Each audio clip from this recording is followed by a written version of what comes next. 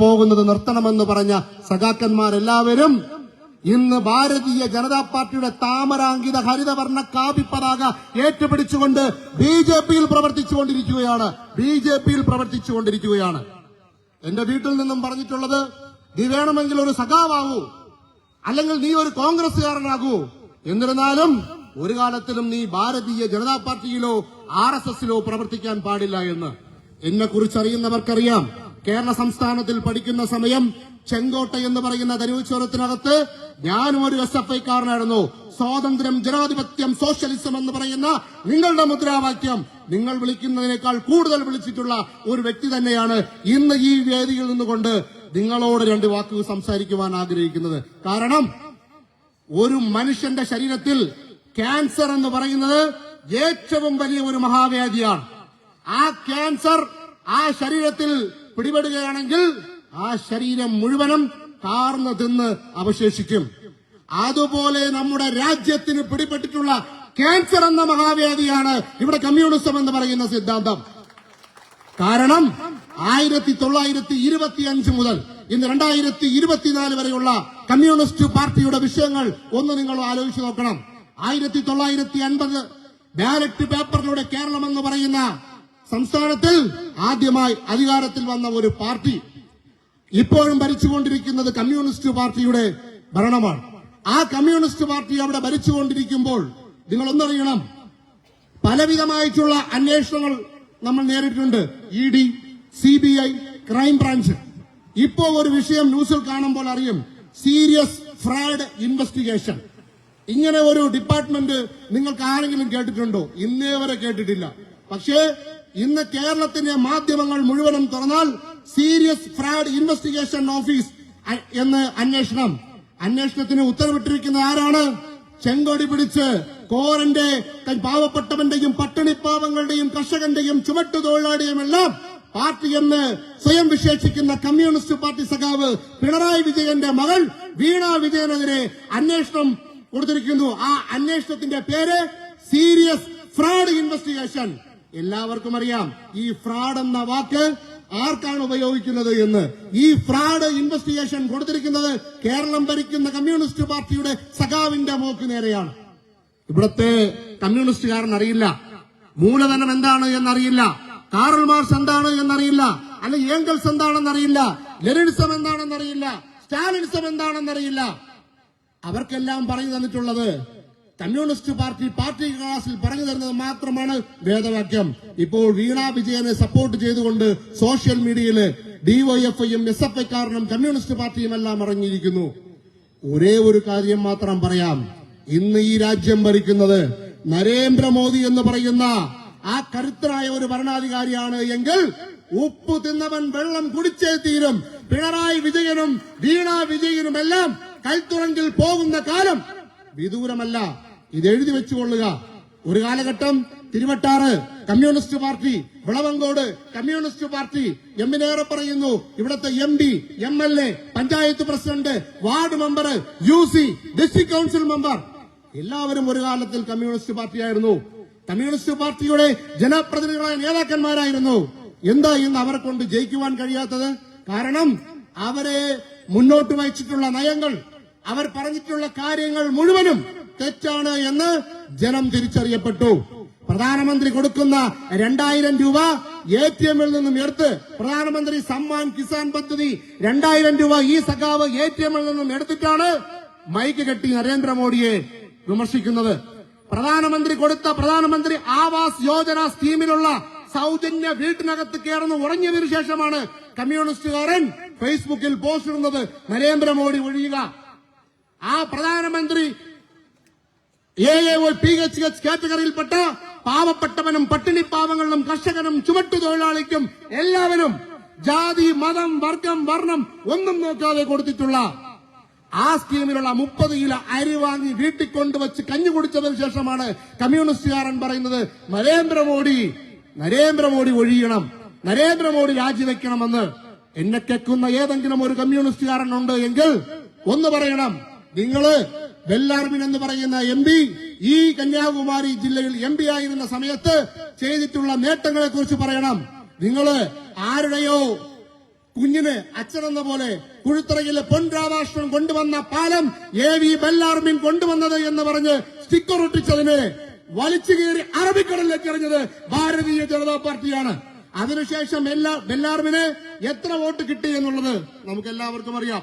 ഇവര് പറയുന്നത് ഇവിടത്തെ കൂലിത്തൊഴിലാളികളെല്ലാം കമ്മ്യൂണിസ്റ്റാണ്, ഇവിടത്തെ പാവപ്പെട്ടവരെല്ലാവരും കമ്മ്യൂണിസ്റ്റാണ്. പക്ഷേ വോട്ടെണ്ണുമ്പം കമ്മ്യൂണിസ്റ്റ് പാർട്ടിയുടെ അവസ്ഥ നോട്ടയും കമ്മ്യൂണിസ്റ്റ് പാർട്ടിയും തമ്മിൽ ഇപ്പോൾ വളരെ മത്സരമാണ്. ഇത് മാറണം, ഇനിയും മാറണം. ഈ കഴിഞ്ഞ ദീർഘ തെരഞ്ഞെടുപ്പില് DMK-ക്ക് വേണ്ടി വോട്ട് പിടിക്കുവാൻ ഇവിടത്തെ കമ്മ്യൂണിസ്റ്റ് കാരണം, കോൺഗ്രസ് കാരണം എല്ലാവരും കൂടെ ചേർന്ന് നമ്മുടെ വീട്ടിൽ വന്നു. എന്നെ കേൾക്കുന്ന അമ്മമാർ അവരോട് ചോദിക്കണം, നിങ്ങൾ മാനിയം തരാമെന്ന് പറഞ്ഞില്ലേ? എല്ലാവരും നിങ്ങളുടെ മുമ്പിൽ വന്ന് പറഞ്ഞ് വോട്ട് വാങ്ങിയില്ലേ? എവിടെയാണ് കൊടുത്തത് എന്ന് എന്റെ അമ്മമാർ അവരോട് ചോദിക്കണം. എമ്മിനേറെ പറയുന്നു, 1 കിലോ പഞ്ചസാര അധികമായി നൽകാം.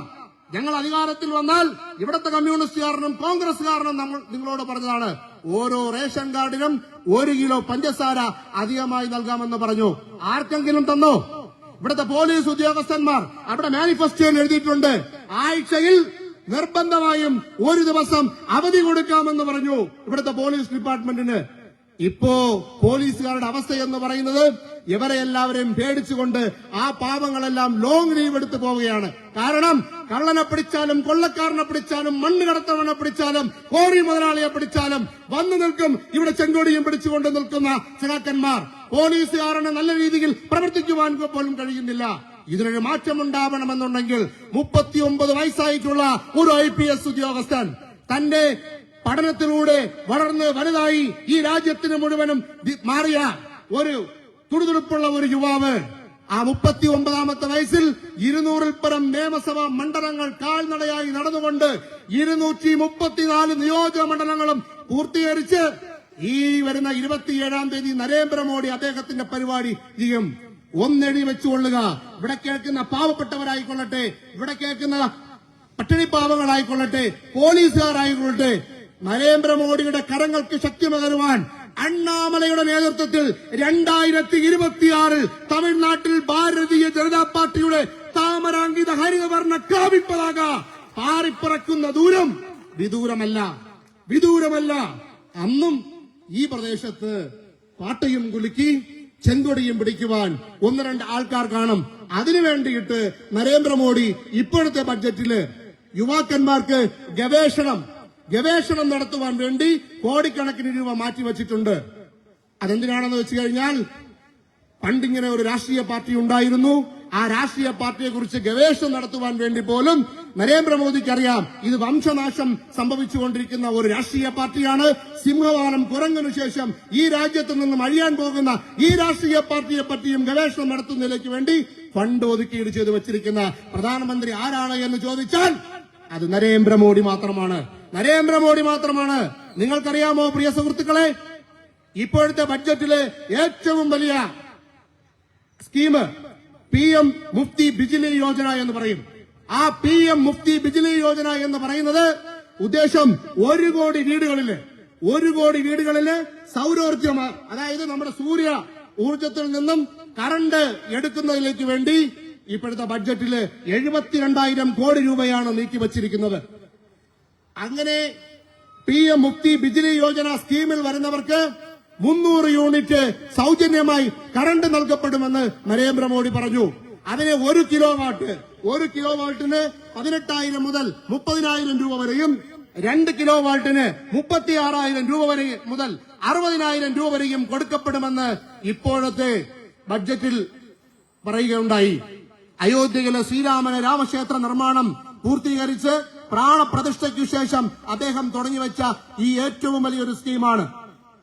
പാവപ്പെട്ടവന് വീട് കൊടുത്തു, സൗജന്യമായി ഗ്യാസ് കണക്ഷൻ കൊടുത്തു, സൗജന്യമായിട്ട് കുടിവെള്ളം കൊടുത്തു, സൗജന്യമായി റേഷൻ അരി കൊടുത്തു, സൗജന്യമായി എല്ലാവർക്കും അർഹതപ്പെട്ട കരങ്ങളിലെ സബ്സിഡി മൂലം ബാങ്കിലെ സബ്സിഡി മൂലം പണം 2,000 രൂപ വെച്ച് 6,000 രൂപ നൽകിക്കൊണ്ടിരിക്കുന്നു.